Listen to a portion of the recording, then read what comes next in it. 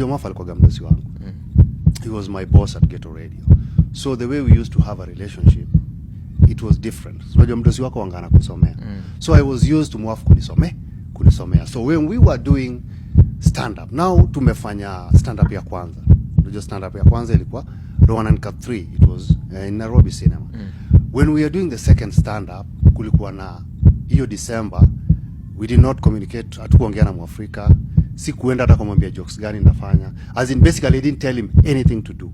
Na the major reason why sikufanya hivyo because ile nipigia simu ikaanza kunisomea. Mbona? Wewe mbona unakuwa mjinga manzejo? Utafanya Royal Media for 50 years, as in ilikuwa nikaa kunitusi. So nikaamua I'm not doing the rehearsal with you. If you want to cancel, kama Ian ni raia, kama Ian ni raia honest, anaweza akasema that is the truth. Because that time mimi na do Royal Media Services. Royal Media Services ilikuwa na road show. Unaona? This road show was happening in December.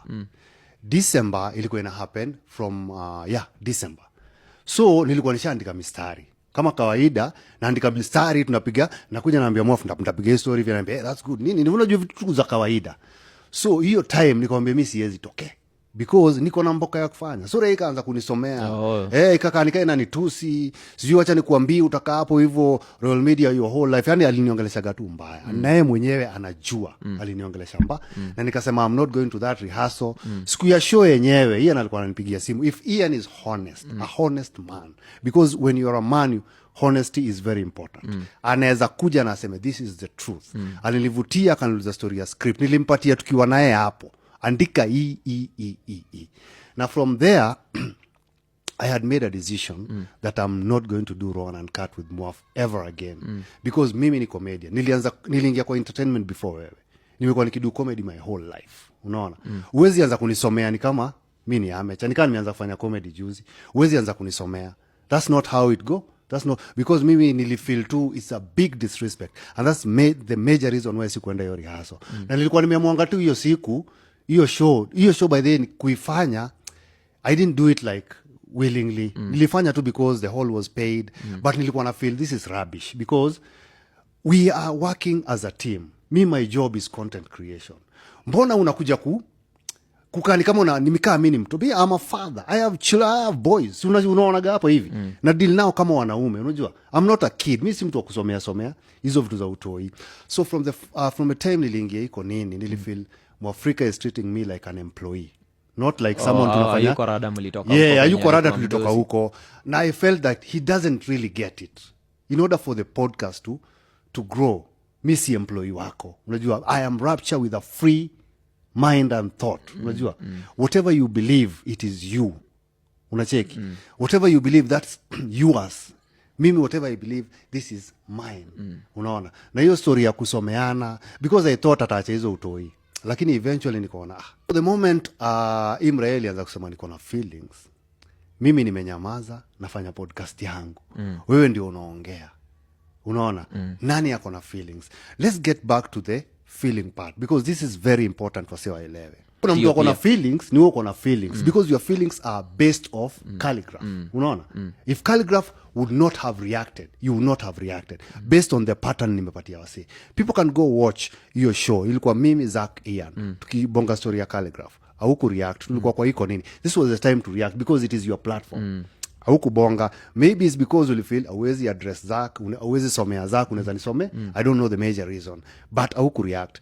And then kwa stand up last year December nikachongwa kali, hauku react. Kwa Cheesy podcast that doesn't have anything to do with you. Mimi niko na Jemo, we are doing our thing. The moment calligraph aka react is the moment unaanza kureact. We are in our 40s. There's a friendship we had in our 20s. Unajua? If you still have the same friendship in your 40s, then there's someone who didn't grow. So unajua, kuna mtu mwenye aligrow na mtu mwenye hakugrow. I'm not the same Rapture I was when you were my boss. Hiyo time nilikuwa mjinga, nilikuwa mlevi, nilikuwa mchafu, nilikuwa stupid, nilikuwa reasoning yangu, my thinking, I wasn't thinking soberly. Even the content I was doing, most of the time I was drunk. So it made sense where kulisomea. I'm changed now, unajua. I'm a role model to my children. Watu wangu walionaga hiyo show. Chappelle aliniuliza, Dad, what's up? Nikamwambia, the way I taught you, son, ukiwa disrespected, by a friend that you feel you can't fight physically, you walk away as a man and forget about it. I gave you business, Lemfi. I gave you Lemfi. Lemfi nilipigiwa na Tony from America. Vile nilikuwa napiga Chizi podcast. He had a business, Lemfi. Mwafa aliniambia there was a time walikuwa wamebonga na Lemfi na wakakosa kuelewana. Nikamwambia saa hii yule jamaa mwenye ako hapo anaitwa Tony, is my friend. Unaona? Instead of bringing the business to Chizi podcast, you have a bigger podcast. Take the money, unajua. Chukua hiyo Lemfi, do your thing. Na hata hiyo story ya Lemfi, Tony alikuja kuniuliza because now Tony is not part of Lemfi, you know. He left at the end of this December. Alikuja kuniuliza story ya ganja, kama ile 10% Mwafa alikuwa anatumia. Nikamwambia kwa ananitumia, but sikuchukulia personal. Sikuenda nikamwambia nipatie pesa, unaona. So nilikupatia biz, bako ulikuwa unachukua hiyo maganji na unijengi, na bado unakuja kuniongelesha mavi, unakuja kutukana podcast yangu, unajua unatukana co-host wenye tunafanya naye. Unajua it didn't sit right. But the best reaction for me ilikuwa wacha nikuachie, wewe ndio champe, unajua? Wewe ndio champe, wewe ndio kusema, wewe ndio kujua, wewe ndio umeshikilia industry, unajua. So nikaamua lakini sasa vile ilifika stories za hizo mauongo, ati tumeongea na story ya Rohan Khan, nikasema I have to address it.